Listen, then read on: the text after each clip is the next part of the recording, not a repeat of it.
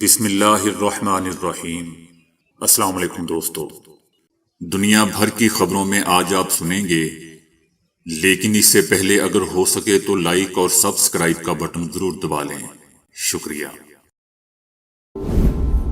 امریکہ نے امید ظاہر کی ہے کہ قطر کے ذریعے ہونے والی بات چیت اسرائیل اور حماس کے درمیان لڑائی میں جنگ بندی کے بدلے یرغمالیوں کی رہائی کے لیے ایک نئی ڈیل کا باعث بن سکتی ہے۔ امریکی قومی سلامتی کونسل کے ترجمان جان کربی نے وائٹ ہاؤس کی بریفنگ میں صحافیوں کو بتایا کہ وہ جنگ بندی کے معاملے پر عوامی طور پر زیادہ کچھ کہنا نہیں چاہتے کیونکہ مذاکرات ہو رہے ہیں۔ ان کا کہنا تھا کہ ہمیں امید ہے کہ اس کا نتیجہ نکلے گا اور جلد ہی پھل آئے گا۔ دوستو، خیال کیا جاتا ہے کہ 132 یرغمالی اب بھی غزہ میں حماس کے قبضے میں ہیں اور لگ بھگ 24 یرغمالی جنگ کے دوران ہی ہلاک یا مارے گئے تھے۔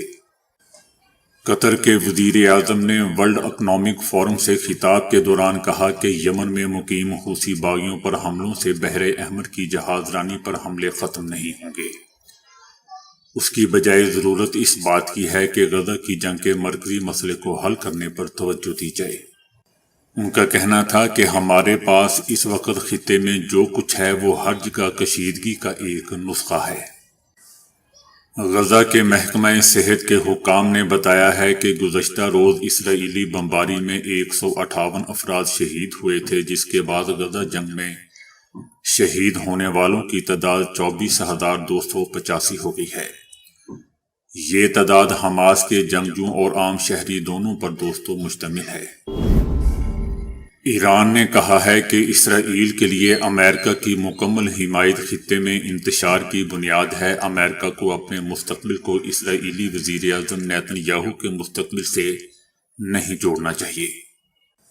ایران کا کہنا ہے کہ یمنی قوم اور خطے کے دیگر ممالک فلسطینی عوام کا دفاع کرتے ہیں، وہ اپنے تجربے اور اپنے مفادات کے مطابق کام کرتے ہیں، انہیں ہماری طرف سے کوئی حکم یا ہدایات نہیں ملتی ہیں۔ ایران کا کہنا ہے کہ تیل برآمد کرنے والے ملک کے طور پر ایران کے لیے نیویگیشن سیکیورٹی انتہائی اہمیت کی حامل ہے۔ ہمارے ملک کے ارد گرد بدامنی ہمارے مفاد میں نہیں ہے۔ جبکہ دوسری طرف امریکی سینٹرل کمانڈ نے ایک بیان میں کہا ہے کہ اس نے ایرانی روایتی اور جدید ہتھیاروں کی ایک کھیپ پکڑی ہے۔ 11 جنوری کو قبضے میں لی گئی اسلحے کی یہ کھیپ یمن میں حوثی باغیوں کو بھیجی گئی تھی۔ نومبر میں تجارتی بحری جہازوں پر حوثیوں کے حملے کے آغاز کے بعد سے یہ حوثیوں کو ایران کی طرف سے فراہم کیے گئے جدید مہلک ہتھیاروں کی پہلی کھیپ ہے۔ صدر رجب طیب اردوان کے زیر قیادت دوستو، ترکیہ کو آنے والے ہفتے میں خلائی میدان میں ایک نئی شناخت اور فخر ملنے کی امید ہے۔ یہ ترکیہ کے پہلے خلاباز کی صورت ہوگی جو خلائی مشن پر روانہ ہوگا۔ روانگی بین الاقوامی خلائی مرکز ISS سے اڑان بھرے گی۔ ترکیہ کی فضائیہ میں 43 سالہ کرنل آلپر ایک فائٹر پائلٹ ہے جو اس سے پہلے خلائی مشن پر روانہ ہو رہا ہے۔ ان کا یہ غیر معمولی سفر بدھ کے روز کیپ کینورال اسپیس فورس اسٹیشن سے شروع ہو رہا ہے۔ مبصرین کا خیال ہے کہ ترکیہ کی یہ کامیابی صدر رجب طیب اردوان کے جیو پولیٹیکل عزائم کو ایک اور بڑھاوا دے گی۔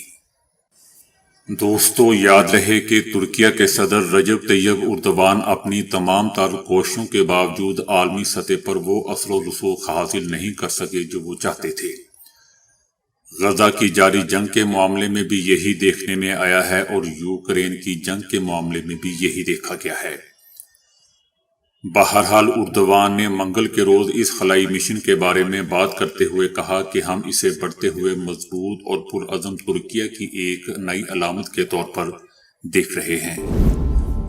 بھارتی ریاست مہاراشٹر کی ہندو توا حکومت نے دوستو اپنی ایک اور متعصبانہ اور اسلام دشمن کارروائی میں مسجد طاہرہ اور گلشن احمد رضا مدرسے کو شہید کر دیا ہے۔ ممبئی کی گھاٹ کوپر اندھیری گلی میں پولیس اور بلدیاتی حکام نے سخت سیکیورٹی حصار میں ایک مسجد اور ایک مدرسے کو ترقیاتی کاموں کی آڑ میں مسمار کر دیا۔ مسجد طاہرہ اور گلشن احمد رضا مدرسہ 30 سال سے دوستو اس علاقے میں قائم ہے، تاہم اچانک ممبئی انتظامیہ نے نوٹس بھیجا کہ یہ دونوں مقامات سڑک کے توسیع کے منصوبے کے درمیان آ رہے ہیں، اس لیے مسمار کرنا ہوں گے، جس پر مسلم برادری میں غم و غصے کی لہر دوڑ گئی۔ ممبئی میں ترقیاتی کام کی آڑ میں دوستو مسجد کے انہدام کا یہ پہلا واقعہ نہیں ہے۔ 28 دسمبر کو بھی گاندھی میدان کے قریب ایک مزار کو بھی غیر قانونی تعمیر قرار دے کر منہدم کر دیا گیا تھا۔ گزشتہ روز ہی اتر پردیش کے شہر متھرا کی ایک شاہی عیدگاہ مسجد کے منظر ہونے کی تصدیق کے لیے الہ آباد ہائی کورٹ کے آرکیالوجیکل سروے کے حکم کو مسجد کمیٹی بمشکل سپریم کورٹ کے ذریعے رکوا سکی تھی۔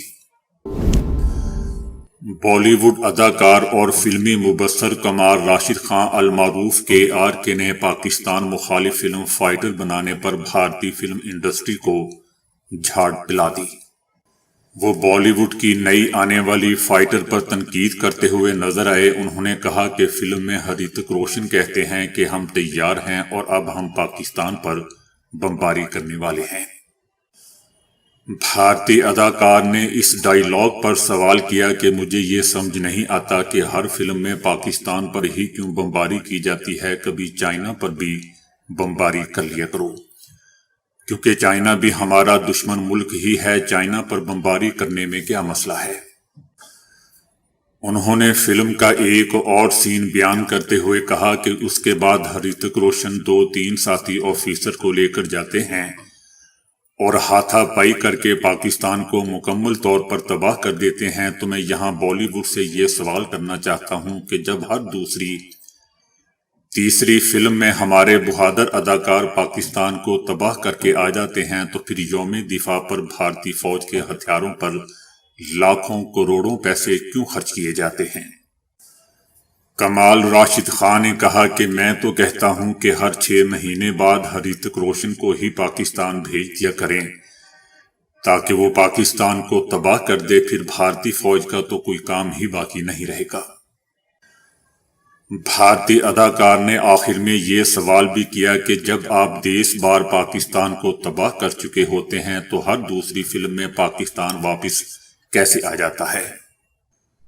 دوستو اس فضول سی فلم میں انڈین فضائیہ پاکستان کے خلاف ایک آپریشن کا منصوبہ بناتی ہے اور ساتھ ہی فلم میں حقائق کو توڑ مروڑ کر دکھایا گیا ہے۔ PTI کا ایک اور رہنما اعظم سواتی عام انتخابات سے دوستو دستبردار ہو گیا ہے اور انہوں نے پارٹی کو ٹکٹ بھی واپس کر دیا ہے۔ پشاور ہائی کورٹ میں PTI رہنما اعظم سواتی کے کاغذات نامزدگی مسترد ہونے کے خلاف درخواست پر سماعت ہوئی۔ ان کے وکیل نے پیش ہو کر بتایا کہ اعظم سواتی الیکشن سے دستبردار ہو گئے ہیں اور ٹکٹ واپس کر دیا ہے۔ جسٹس اعجاز انور نے کہا کہ جب اعظم سواتی الیکشن ہی نہیں لڑ رہے تو وہ پھر آپ اپنی درخواست واپس کیوں نہیں لے لیتے؟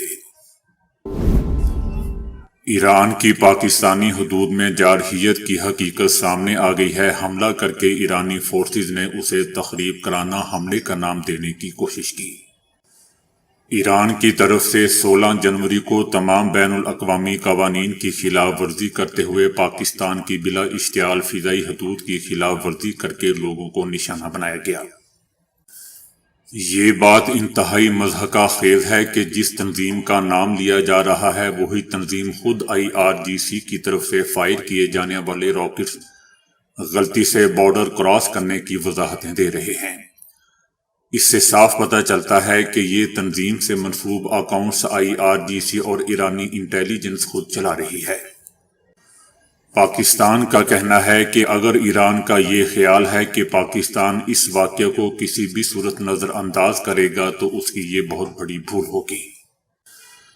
دوسری طرف پاکستان نے بلوچستان واقعے پر اپنے سفیر کو واپس بلا لیا ہے، جبکہ ایرانی سفیر کو بھی پاکستان واپس نہ آنے کی ہدایت کر دی گئی ہے۔ پاکستان نے ایران کے ساتھ تمام اعلیٰ سطحی کے تبادلوں کو بھی معطل کرنے کا اعلان کر دیا ہے۔ دوستو ایران کے اس حملے میں 2 معصوم بچے شہید ہو گئے اور 3 بچیاں زخمی ہو گئیں۔ پاکستان کی خود مختاری کی یہ خلاف ورزی پاکستان کا کہنا ہے کہ مکمل طور پر ناقابل قبول ہے، جبکہ ایران نے دعویٰ کیا تھا کہ اس نے پاکستان کے صوبے بلوچستان کی حدود میں کل عدم ایک تنظیم کو نشانہ بنایا تھا۔ بلاول بھٹو زرداری کا کہنا ہے کہ ایک شخص جس کے پاس نہ نظریہ ہے اور نہ منشور ہے وہ چوتھی بار وزیر اعظم بننا چاہتا ہے۔ جو ہر بار ناکام رہا اسے کس خوشی میں چوتھی بار بھی وزیر اعظم بننے کا موقع دیا جا رہا ہے۔ ان کا کہنا تھا کہ ہم مستحق افراد کو 300 یونٹ بجلی فری دیں گے اور تنخواہوں کو 2 گنا کر دیں گے۔ ان کا کہنا تھا کہ جب بھی نواز شریف کو وزیر اعظم بنایا گیا تو ملک کا نقصان ہوا۔ ہم عوام کی طاقت پر یقین رکھتے ہیں اور وہ سازشوں پر یقین رکھتے ہیں۔ ہم عوام کی خدمت پر یقین رکھتے ہیں اور وہ عوام پر راج کرنے پر یقین رکھتے ہیں۔ وہ جو سیاست کر رہے ہیں وہ نفرت کی سیاست کر رہے ہیں جس سے پاکستان کو نقصان پہنچ رہا ہے، مگر انہیں اس کی کوئی فکر نہیں۔ اگر فکر ہے تو صرف چوتھی بار وزیر اعظم بننے کی، اور ہمیں پاکستان کے معاشی بحران، مہنگائی اور بے روزگاری کی فکر ہے۔ بلاول کا مزید کہنا تھا کہ یہ وہ شیر ہے جو عوام کا خون چوستا ہے۔ اس نے ہر بار آ کر پاکستان کا نہیں بلکہ عوام کا نقصان کیا۔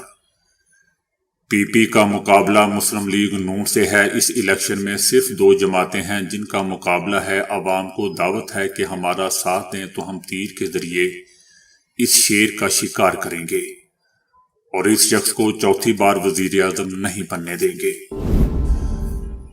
چائنا نے پاکستان کے صوبے بلوچستان میں ایران کے میزائل حملے پر فری کیمپ سے تحمل اور برداشت سے کام لینے کی اپیل کی ہے۔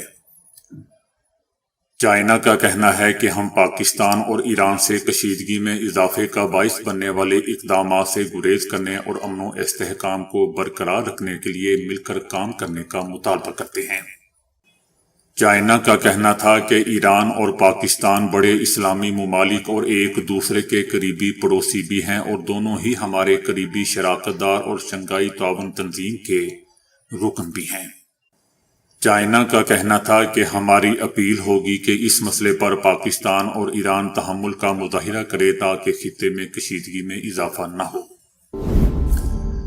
عمران خان نے پارٹی رہنما شیر افضل مروت کو تمام سیاسی سرگرمیاں معطل کر دینے کی ہدایت کرتے ہوئے واپس اسلام آباد طلب کر لیا ہے۔ تحریک انصاف کے رہنما شیر افضل مروت کو اگلے نوٹیفیکیشن تک کسی سیاسی سرگرمی کا حصہ نہ بننے کی ہدایت کر دی گئی ہے۔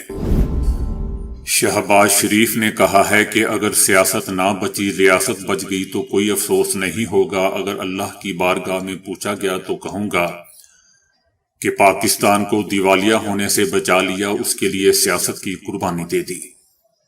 ان کا کہنا تھا کہ 16 ماہ دن رات محنت کر کے دیوالیہ سے بچا لیا، ورنہ پیٹرول دور کی بات ایک وقت کی روٹی نہ مل پاتی۔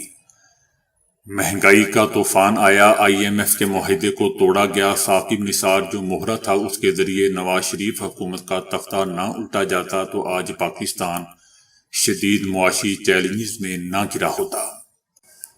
ان کا کہنا تھا کہ بلہ چھن گیا تو اس کے قصوروار ہم نہیں ہیں، کیا بلہ میں نے اور نواز شریف نے واپس لیا ہے؟